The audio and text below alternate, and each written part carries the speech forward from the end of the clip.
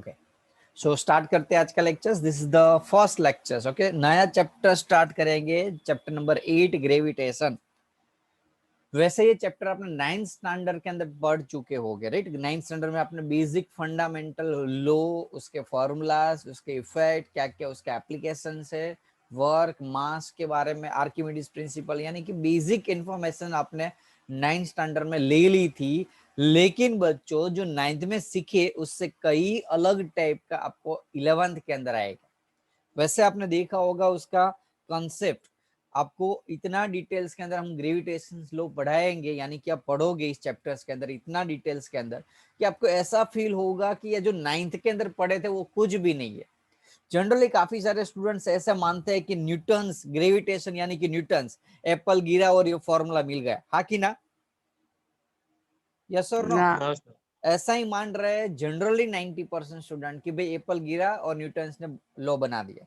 लेकिन न्यूटन्स के अलावा काफी सारे साइंटिस्ट थे, काफी सारे साइंटिस्ट जिसने बहुत बार बहुत मेहनत की थी, सालों, हजारों तो ज्यादा हो जाएगा थोड़ा, लेकिन एटलीस्ट बहुत सारे, हजारों भी बोल सकते, जस्ट बिकॉज आर्यभट्ट के टाइम्स आर्यभट्ट ने मेहनत की थी ग्रेविटेशन के लिए। तो समझ लो आर्यभट्ट तो कब का था, तो हजारों साल हो गए कि नहीं। तो यानी कि अलग अलग साइंटिस्ट थे, उसने आर्यभट्ट था, वन टाइप ऑफ केपलर्स था, ब्रेही नाम का एक साइंटिस्ट था, दूसरा कुछ एक साइंटिस्ट का नाम माइंड में नहीं आ रहा है यार, एक मिनट, कौन सा एक साइंटिस्ट, एक दूसरा साइंटिस्ट था, सॉरी, टाइको ब्रेही का नाम ही टाइको था, मैं टाइको को अलग साइंटिस्ट मान रहा था। तो यानी काफी सारे ऐसे साइंटिस्ट थे जिसने इस टॉपिक के ऊपर बहुत सारे इंफॉर्मेशन निकाली, पूरी जिंदगी निकाल दी इस इंफॉर्मेशन को निकालते निकालते निकालते। न्यूटन ने तो क्या कर दिया था, दूसरे के लॉ को फक करते लेके अपना लॉ बना दिया था। लेकिन उसके पहले जो भी साइंटिस्ट ने वर्कआउट किया उसके बारे में आज के सेशंस में डिटेल्स में सीखेंगे, राइट। बेसिक पहले इंफॉर्मेशन निकाल लेते ग्रेविटेशन लॉ के बारे में। तो ग्रेविटेशन है क्या? वैसे आप नया कुछ नहीं सीखोगे, जो आपने ऑलरेडी 9th के अंदर सीखा था वही चीज, कि पहले तो एप्पल क्यों नीचे गिरा, न्यूटन्स का ऑब्जर्वेशन था, रीजंस था ग्रेविटेशनल लॉ, रीजंस था ग्रेविटेशनल लॉ, राइट। कोई भी चीज नीचे क्यों गिर रही है, बेसिक इंफॉर्मेशन है, फटाफट निकालूंगा जस्ट बिकॉज आपको ऑलरेडी पता ये चीज, ओके, कि अर्थ के एटमॉस्फेयर, जनरली अर्थ के अंदर जो भी एटमॉस्फेयर में कोई भी चीज है उसको अर्थ अपनी तरफ खींच रहा होता है, सेंटर की तरफ खींच रहा होता है। सो डेट्स वाई काफी सारी चीज जो अर्थ हवा में होती है वो नीचे की तरफ नीचे आ जाती है, यानी कि फ्री फॉल करती है, राइट। यानी कि कोई भी ऑब्जेक्ट के ऊपर ग्रेविटेशनल फोर्स जब लगता है तो डाउनवर्ड डायरेक्शन में लगेगा, यस, ओके, आपको वैसे ही पता होगा। लेकिन क्या ये ग्रेविटेशनल लॉ इस अर्थ के लिए लिमिटेड है? नहीं, क्योंकि आपने कहीं तो कहीं ऐसा वर्ड सुना होगा, यूनिवर्सल लॉ ऑफ ग्रेविटेशन, हाँ कि ना? यूनिवर्स का मीनिंग ये है, 9th में भी आपने पढ़ लिया है कि यूनिवर्स का मीनिंग ये है कि ये लोग खाली अर्थ के ऊपर नहीं है, यूनिवर्स में जितने भी स्टार, प्लैनेट, स्टार्स, कोई भी चीज हो, सभी के लिए अप्लाई होता है। तो ऐसा यदि हम मानते हैं कि ग्रेविटेशन यानी कि अर्थ ने खींचा और वो ग्रेविटेशन कहलाएगा, उसको राइट नहीं कहलाएंगे, जस्ट बिकॉज काफी सारे रूल्स फोर्स एग्जिस्टिंग करते हैं। ओके, बेसिक लॉ जो हमने 11th में फर्स्ट चैप्टर में सीखे थे, strong nuclear, weak nuclear, electromagnetic, अलग अलग टाइप के।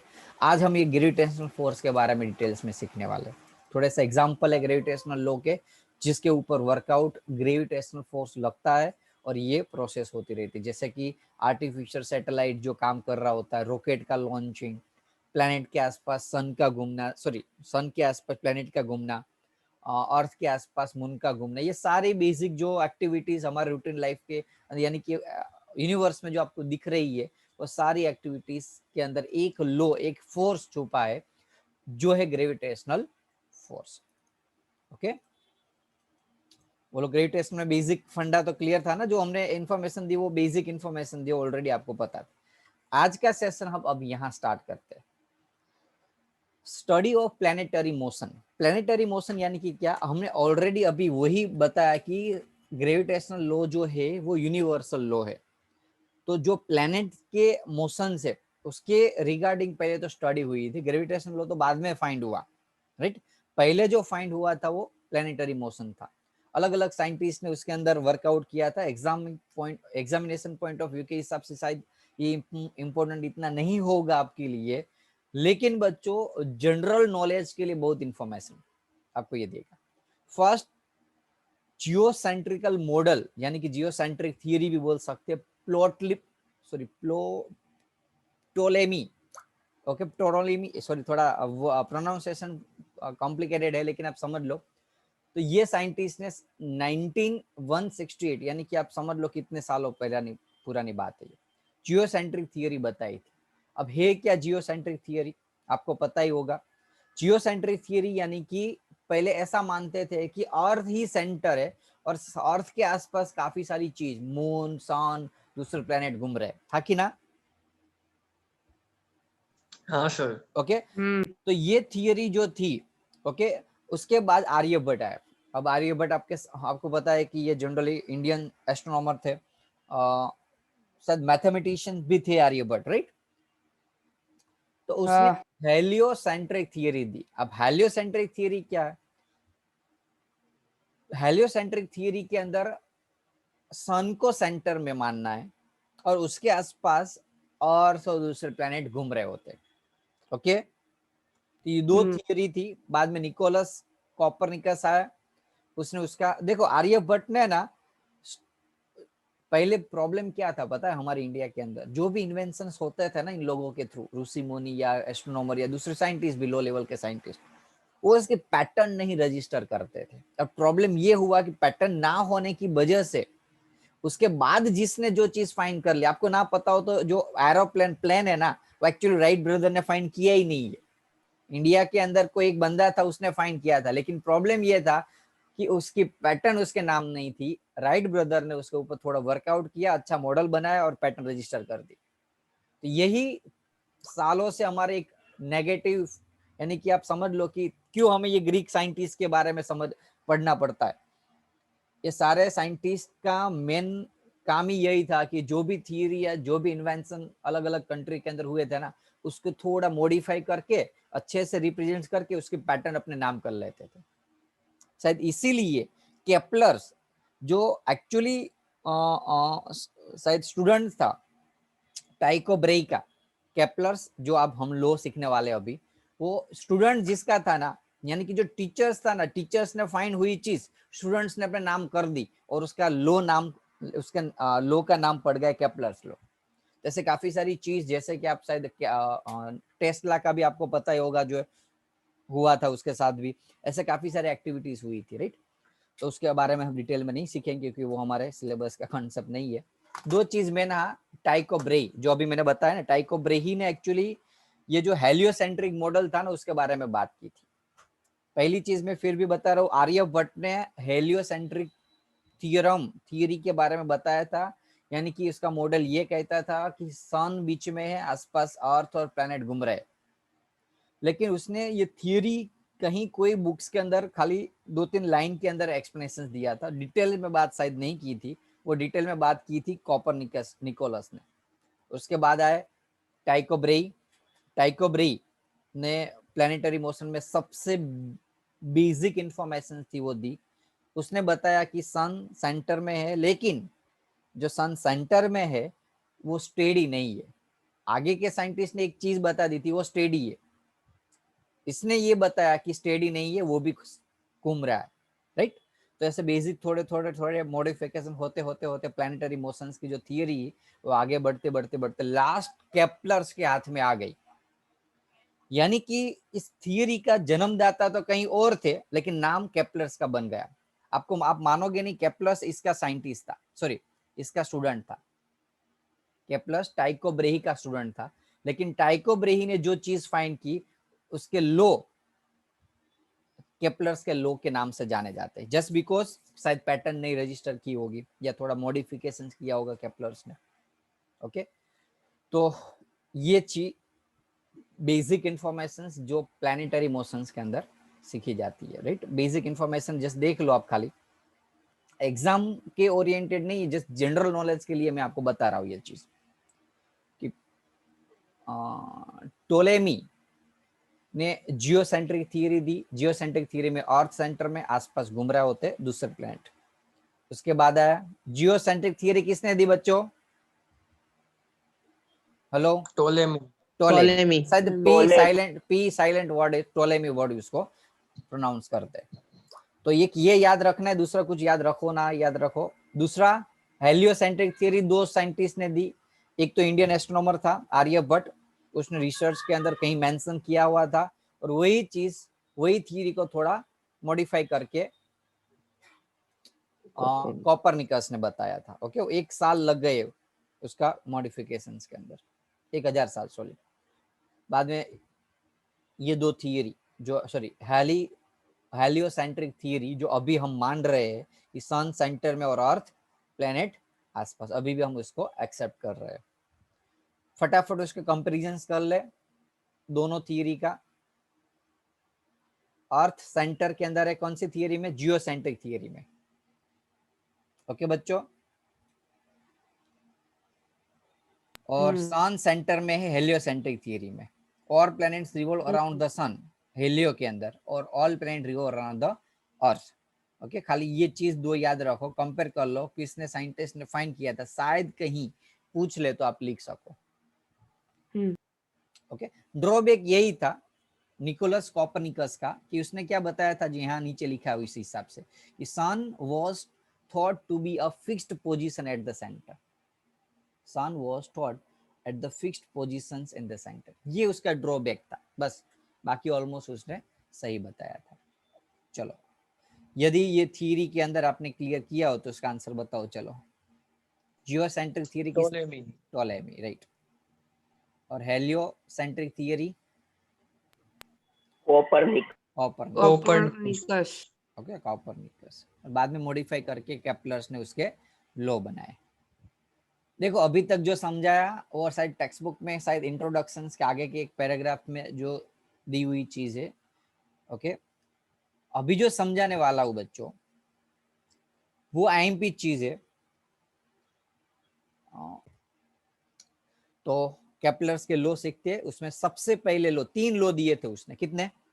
3 law, first, second and third. First law orbit के बारे में बात की थी कि भाई जो प्लेनेट घूम रहे हैं सन के आसपास, प्लेनेट घूम रहे हैं, उसकी ऑर्बिट कैसी होगी? आपको पता है कि किस टाइप की ऑर्बिट होगी? कोई कौन बता सकता है? ओवल शेप में। Yes, Oval.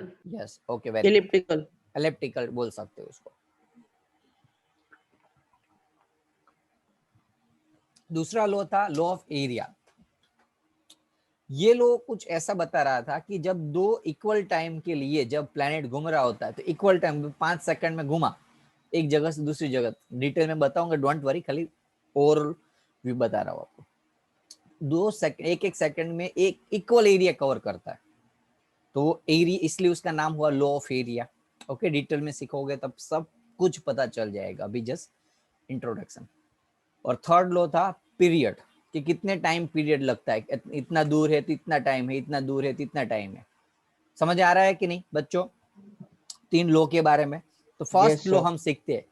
फर्स्ट इंटरेस्टिंग चीज है, लॉ बहुत अच्छे इंपॉर्टेंट है, भले इस साल आपके सिलेबस में कट है, इन फ्यूचर आपको जी नीट के नेक्स्ट ईयर तो कट नहीं हो गया ना, तो जी नीट में भी आपको काम तो आ ही जाएगी, इसके बेसिक लॉ और उसका फॉर्मूला तो सीख लो। ओके, सो पहले तो लो सीखने से पहले थोड़ा एलिप्स के बारे में, क्योंकि मैथ्स वाले स्टूडेंट्स को तो पता है एलिप्स आ जाएगा, लेकिन बायो वाले स्टूडेंट्स को ये चीज नहीं आई होगी। सर्कल को अब दबा दोगे ना ऊपर से तो क्या बन जाएगा? एलिप्स बन जाएगा। वैसे तो एक एनसीईआरटी में इसको ड्रॉ करने का एक कुछ एक्टिविटीज दी है कि क्या कुछ करना था, एक फिक्स 2 पॉइंट से कोई स्ट्रिंग लेनी थी। ओके, स्ट्रिंग को, एक मिनट हो, ये इरेजर नहीं चल रहा है यार, चलो चलाओ। ओके, 2 स्ट्रिंग को यहाँ कुछ रख के बाद में ऐसे गोल गोल घुमाना था। एनसीईआरटी रीड करोगे तो एक्टिविटी मिल जाएगी, एलिप्स कैसे ड्रॉ करते हैं उसके बारे में बात की है। ओके बच्चों, चलो, तो एलिप्स में ये जो है रेड लाइन, उसको मेजर एक्सिस बोलते हैं। सर्कल में क्या होता है कि डायमीटर सेम होता है, यहाँ आप करो तो भी सेम होगा, यहाँ भी सेम होगा, समझ में आ रहा है। लेकिन एलिप्स में एक हाँ भाग लंबा और एक भाग कम होगा, तो जो लंबा है उसको मेजर एक्सिस बोलते हैं, छोटा है उसको माइनर एक्सिस माइनर बोलते हैं। छोटा वाला आधा यानी कि सेमी माइनर एक्सिस, बड़ा वाला आधा यानी कि semi minor major axis. Okay, ellipse के अंदर दो फोकल पॉइंट होते हैं, सेंटर में जैसे एक ही होता है ना, एलिप्स में दो होते हैं बच्चों। Okay, F1 and F2, clear है बच्चों। ये मैं लो नहीं समझा रहा हूँ, एलिप्स के बारे में समझा रहा हूँ, F1 एंड F2। अब लो समझते हैं। अभी तक माइंड में क्या था कि ऐसा होगा, अब अभी तक माइंड में आपको ऐसा ही था कि एक ऐसा एलिप्स यानी कि कोई प्लेनेट ऐसे घूम रहा है और एग्जिट बीच में सेंटर में सन है, हाँ कि ना, सच बता दो। माइंड में ऐसा था ना कि सन यहाँ होगा एग्जिट सेंटर में, लेकिन एक्चुअल में ऐसा नहीं होता। सन ऐसे होता है साइड में, कोई एक फोकल पॉइंट के ऊपर, या तो यहाँ हो सकता है या तो यहाँ हो सकता है, और प्लेनेट ऐसे घूम रहा होता है। अभी मुझे पता है आपको डाइजेस्ट नहीं होगा, लेकिन ये लो है तो हम समझ नहीं पर, क्योंकि अभी तक जो भी सीखे थे ना वो कुछ भी नहीं था उसके सामने। आज के सेशन में या नेक्स्ट सेशन में आप सीखोगे वो चीज। ओके, आपका लेयर टूटने वाला है ग्रेविटेशन के बारे में। ओके, आप ऐसा मान रहे थे मुझे ग्रेविटेशन पता है, लेकिन कुछ भी नहीं पता, ऐसा फील होगा। तो पहली चीज तो सन है ना, एक्चुअल में वो ऐसे होता है, कोई एक फोकल पॉइंट, लाइक एग्जांपल 4 में यदि यहाँ दो एक्सेल दो, तो ये एक F1 और ये F2, पता चला, या तो यहाँ हो सकता है या तो यहाँ हो सकता है। ओके, पहली चीज तो ये होगी। तो यही लो था केप्लर्स का। केप्लर्स का फर्स्ट लो उस ऑर्बिट के बारे में बता रहा था कि जो घूम रहा है प्लेनेट, जो प्लेनेट घूम रहा है सन के आसपास, वो एलिप्टिकल ऑर्बिट में तो था ही, लेकिन साथ साथ जो सन की पोजीशन है जो हम मान रहे थे, यार प्लीज किसी की आवाज आ रही है, म्यूट करो। अभी तक हम ऐसा मान रहे थे कि प्लेनेट जो है वो सन के आसपास घूम रहा है इलिप्टिकल ऑर्बिट में, चलो इतना भी पता था। लेकिन ये शायद नहीं पता होगा किसी को कि सन जो होता है वो कोई एक फोकल पॉइंट पे होता है, पता था किसी को बच्चों? No sir. ओके, तो ये एक नई चीज आपको केप्लर्स के फर्स्ट लॉ में सीखने मिली। ये तो पता ही था एलिप्टिकल ऑर्बिट था, लेकिन उसमें सन की पोजीशन कहाँ थी वो केप्लर्स के फर्स्ट लॉ में सीखी जाएगी। क्लियर, ये था केप्लर्स का फर्स्ट लॉ, कोई डाउट इसमें? No sir. Okay, each and every planet moves around the sun in elliptical orbit with the sun at one of the focus. Okay, so ये अभी लो ही समझना है आपको, डिटेल में मैं नहीं सिखाऊंगा, जस्ट बिकॉज इस साल ये चैप्टर यानी कि ये टॉपिक केप्लर्स के लोग उड़ा दिए सिलेबस में से, इसीलिए। चलो समझ लो कि सन यहाँ है एक F1 के ऊपर, अर्थ यहाँ है r डिस्टेंस है। क्या ये r की वैल्यू सेम होगी? ना। ओके, ये चीज खास ध्यान रखना। हम अभी भी मान भली ऐसे रहे कि सर्कल में घूम रहा है, क्योंकि इतना बड़ा डिस्टेंस है ना दोनों के बीच में, तो वो इतना मायने बहुत नहीं रख सकता है शायद, इसलिए अभी हम आर यानी कि distance between the earth and sun को इक्वल मान रहे हैं, लेकिन एक्चुअल में ऐसा होता नहीं है। ओके, F1 F2 दो फोकल पॉइंट है, distance of the earth from the centre. Okay, semi x major axis, semi minor axis, ये बेसिक फंडा था। अब एक नया टर्म सीखने को मिलेगा आपको, that is perihelion. Yes once? Sir जैसे अभी आपने बताया कि F1 और F2 दो पोजीशन है, तो सन सिर्फ या तो F1 पे रहेगा या वो चेंज कर सकता है? F1 पे या तो F2 पे होगा, एक ही चीज है यार। देखो F1 मानो या F2 मानो, एक ही चीज है, समझ में आ रहा है कि नहीं? सन यहाँ भी होगा, सन यहाँ भी होगा, तो करेस्पॉन्डिंग ऐसे समझ लो कि भाई सन यहाँ है तो प्लेनेट यहाँ ले लो, ऐसे घूम रहा होता है। सन की पोजीशन ये दोनों फिक्स होती है, हाँ नो डाउट सन भी खुद घूम रहा होता है, लेकिन करेस्पॉन्डिंग डिस्टेंस की हम बात कर रहे हैं। क्लियर? ये जो करेस्पॉन्डिंग डिस्टेंस है ना वो दोनों का ऐसा रहेगा। सन भी घूम रहा होता है अपनी खुद की एक्सिस के आसपास, क्योंकि सन भी एक गैलेक्सी का पार्ट है। ओके, लेकिन अभी जब हम एक गैलेक्सी को स्टेडी मान ले तो corresponding distance between the sun and earth कुछ इस पोजीशन पे होगी। ओके, तो दो चीज अभी नया सीखने को मिल सकती है आपको यहाँ, दो वर्ड जो एमसीक्यू में आ सकते हैं, दैट इज पेरिहेलियन और पेरिजी। पेरिजी का मीनिंग क्या है? जब सन जो है और प्लैनेट है, कोई बता सकता है इसमें सन और प्लैनेट के बीच का मिनिमम डिस्टेंस कितना हो सकता है? मिनिमम आर मिनिमम डिस्टेंस कितना हो सकता है सन और अर्थ के बीच में? F1 टीने F1 to A yes, very good. यानी कि ये जो पॉइंट है ना, उसको क्या बोलते हैं? पेरिजी। क्लियर? पेरिजी का हाँ। मीनिंग, पेरिजी का मीनिंग पता है? जो shortest distance between the sun and earth, जो क्लोजेस्ट अप्रोच है सन एंड अर्थ के बीच का, उसको हम क्या बोलते हैं? Perihelion, पेरिजी otherwise पेरिजी। कोई डाउट किसी को? ना और जब उस टाइम पे हम, या मुझे याद रखना होता तो मैं कैसे याद रख सकता हूँ कि पेरी, पेरी, पी यानी कि पासे થાય ગુજરાતી માં, पी फॉर पासे। तो जब पासे यानी कि नजीक હોય ત્યારે पेरिजी। तो बोलोगे सर दूर हुई तो दूर हुई ત્યારે एपहिलियन, अदरवाइज एपोजी भी बोल सकते हो इसको। बोलो सर यहाँ कैसे सेट करे? આગો આગુ। ક્લિયર? આપણે ગુજરાતીમાં દૂર હોય એને શું કરીએ? આગુ। ए फॉर આગુ, पी फॉर पासे। क्लियर? तो दूर, ज्यादा से ज्यादा दूर कितना डिस्टेंस हो सकता है कि जब अर्थ यहां हो और सन यहाँ हो, हाँ कि ना? तो ये डिस्टेंस को हम क्या बोलेंगे? एपोजी या एपहिलियन। that is the largest distance, that is the longest distance between the sun and planets. कोई डाउट किसी को? ના sir okay no sir. Okay, तो बताओ यदि क्लियर हुआ हो तो आपका आंसर क्या होगा? Law of orbit. Law of orbit very good. चलो बताओ ये लॉ ऑफ ऑर्बिट। क्लियर ना? हम्म चलो फर्स्ट लॉ में कोई डाउट किसी को? ना नो फटाफट सर। से रिकॉलिंग कर रहे हैं कि तो एक तो चीज क्या होती थी? Orbit, elliptical. दूसरा सन को एक फोकल पॉइंट के ऊपर, फोकल पॉइंट कहाँ होता है? बीच में नहीं होता है एलिप्स का, याद रखना, अलग अलग जगह पे होता है। हाँ मैथ्स में यदि आएगा, नहीं आया होगा तो आएगा, आप सीखोगे, बहुत डिटेल में सीखोगे। मैथ्स में बहुत डिटेल के अंदर आप सीखोगे। उसका कुछ फॉर्मूला होता था, X square upon A square plus Y square upon B square is equal to 1। A और बी ये डिस्टेंस होता है, कुछ ये ए डिस्टेंस होता है, ये बी डिस्टेंस होता है। ऐसा काफी सारे डिटेल में सीखोगे ये फॉर्मूला मैथ्स के अंदर। बायो वाले को इतना जरूरत नहीं है तो अभी स्किप करते हैं इस चीज को। चलो, तो एलिप्टिकल था, ऑर्बिट सॉरी सन था, फोकल पॉइंट के ऊपर था। दूसरा क्या सीखा था हमने बच्चों?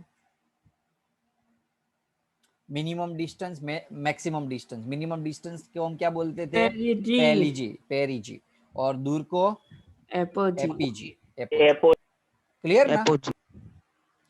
ओके चलो नेक्स्ट ले लेते हैं। Second law. सेकंड लॉ क्या था याद हो तो? Area area. क्या कहता है Area. Second law? कहना क्या चाहता है? देखो, consider the radius vector from the sun and earth. Earth और सन के बीच का रेडियस वेक्टर हमने आर लिया, यानी कि ये दोनों के बीच का डिस्टेंस।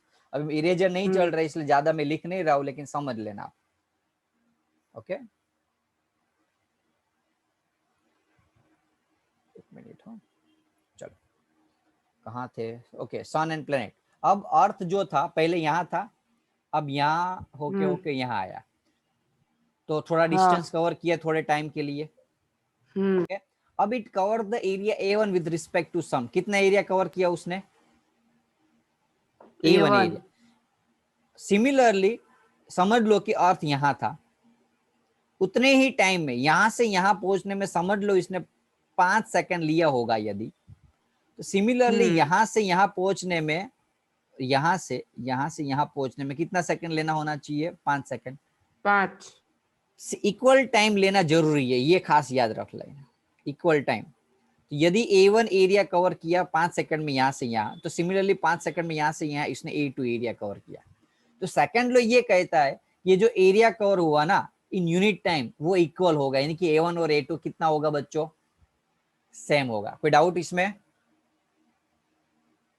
ना According to Kepler's law, time taken by the planet is same, their area covered is also same. यदि टाइम सेम हुआ तो एरिया भी सेम है। यानी कि टाइम और एरिया का रेशियो इक्वल होना चाहिए। Means what, area constant. D A यदि ले और टाइम यदि मैं डी टी लूँ तो वो क्या होना चाहिए, कांस्टेंट होना चाहिए। कोई डाउट? धीरे धीरे बहुत ना चल सर, रही है, कोई डाउट नहीं है ना इसमें बच्चों? ना। ओके, इसका प्रूफ No, है, sir. उसका प्रूफ है, याद रखने की जरूरत नहीं है, लेकिन फिर भी बता इसलिए दे रहा हूँ कि इनकेस 1-2 साल के बाद यदि कोई बच्चा ये वीडियो देख रहा हो तो उसके लिए, राइट, आपको कोई जरूरत नहीं है। ओके, इस लॉ को हम बोलेंगे law of area. The law of area can be understood as a consequence of the law of conservation of angular momentum. याद रखना ये चीज। सेकंड लॉ जो है ना, लॉ ऑफ एरिया, वो actually conservation of angular momentum के बारे में कुछ कहना चाहता है। कैसे है वो अभी बात करते हैं, इसका प्रूफ के। फिर आप याद रखो तो अच्छा है, यदि आपके पास टैलेंट हो, आपके पास टाइम हो। ओके, बाकी इतना टेंशन लेने की जरूरत नहीं है याद रखने में आपको।